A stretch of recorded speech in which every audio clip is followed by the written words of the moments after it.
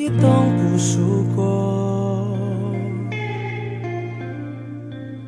Nakita ka. Tayo po ay nagkatipon ngayon sa lugar na ito upang saksihan at ipagdiwang ang pag-isang dibdib ni Michael Tuaso Nandan at ni Luis Carla Domingo Torres sa isang banal at kristyanong kasalan. Walang papalit,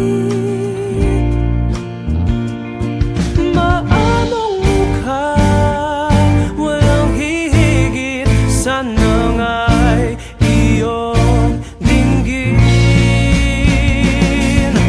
Panalangin, mapasakin ang iyong ngiti, ang iyong halik. Panalangin, mapasakin, ako'y sabik sa iyong lambing. Promise to you, Lala, that I will stay my relationship with the Lord first. Put God first. Yung verse natin last year, Matthew 6:33, seek ye first the kingdom of God and all these things will be added.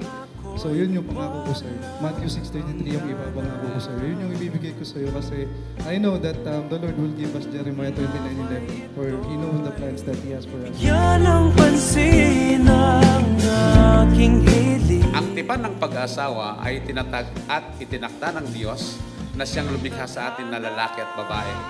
Ang sino mang nagnanais na pumasok sa tipang ito ay dapat mag-isip ng mabuti, ng may paggalang, kahinahunan at takot sa Diyos, sapagkat ang pag-asawa ay isang banal na tipang at ito ay dapat na igalang. Kas ko panalangin, mapasakin ang iyong ngiti, ang iyong halik. Panalangin, mapasakin, ako'y sabik sa iyong lambing.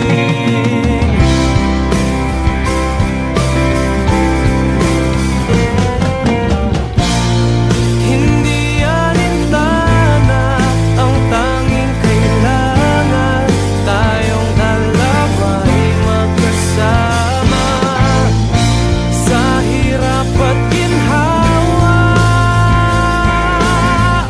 sa lungkot at ligaya, dahil I vow to be your most loyal supporter, and whatever happens na sabi nga ni Pastor, I will do my very best and pray also na lifelong. Ganyan.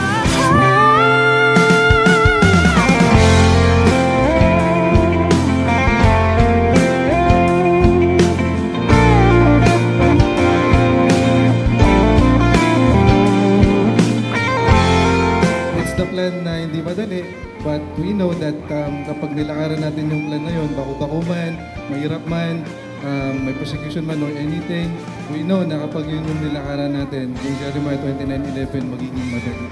At yun yung pangako ko sa'yo, yung dalawang verse.